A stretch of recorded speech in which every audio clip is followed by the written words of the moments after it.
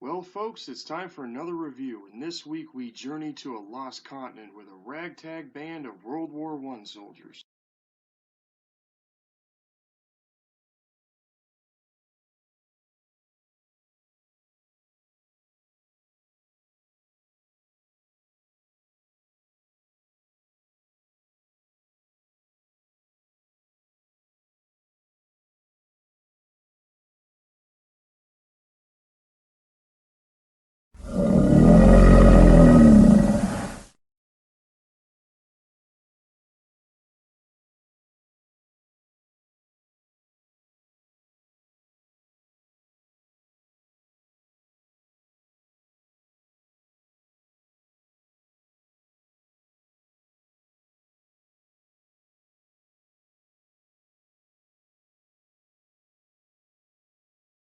For those who don't know, actor Doug McClure was famous for westerns at first, but then from 1975 to 1978, he starred in 4 films where he takes on creatures portrayed by either people in suits or large puppets. The first of these movies is The Land That Time Forgot, which is based on the novel by American author Edgar Rice Burroughs, who's famous for creating the character of Tarzan. The Land That Time Forgot is a trilogy novel that focuses on a military ship crew that gets stranded on the coast of this continent called Caspic and encounter some crazy shit. The first story, you got prehistoric animals. In the second, there's people that time forgot. And lastly, some winged humanoids. It always baffles me that the first 2 stories got movies and not the third, but if Hollywood can find some small way, all 3 stories could get the modern treatment and do the novel justice here. Also, the 2 movies called The Lost Continent Caprona, which to me is a far better name than Caspic.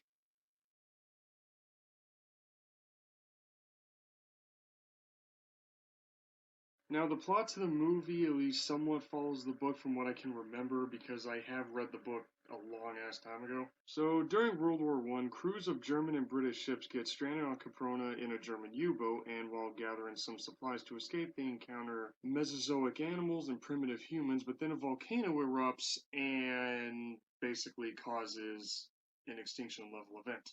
Said event leaves McClure's character, Bowen Tyler, and the only chick in the movie as the only 2 survivors.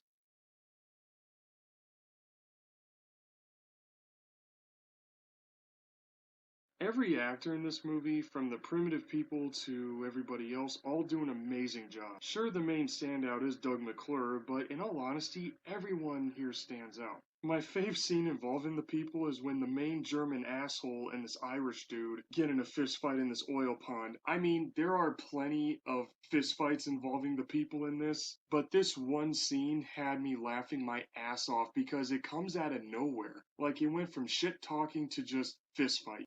I don't know if this was meant to be funny, but it just is.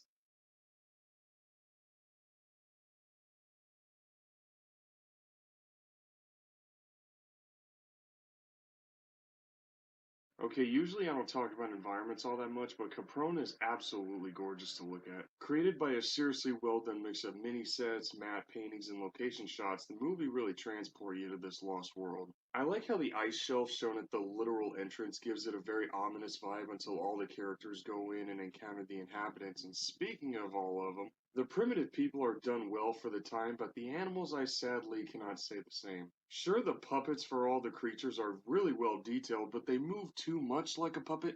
I know it's odd to say that, but that's just me. I do, though, really like the amount of different species of Mesozoic animals they have in this movie. Because usually dinosaur films made it this decade or older would only have like 4 or 5 species, but this movie went the extra steps and showcases 10 of them. I wish T-Rex showed up in this movie. I mean, it was in the book, so why not have it in the movie? Lastly, I honestly think the animals should have all been done with stop motion rather than puppets. They would have moved better, in my opinion. Overall, I do recommend this if you haven't seen it. I mean, sure, there's my minor nitpick with the animals, but other than that, this is a genuinely good B movie. Usually I don't do this, but I do recommend getting the trilogy book as well. I give this a 4.5 out of 5.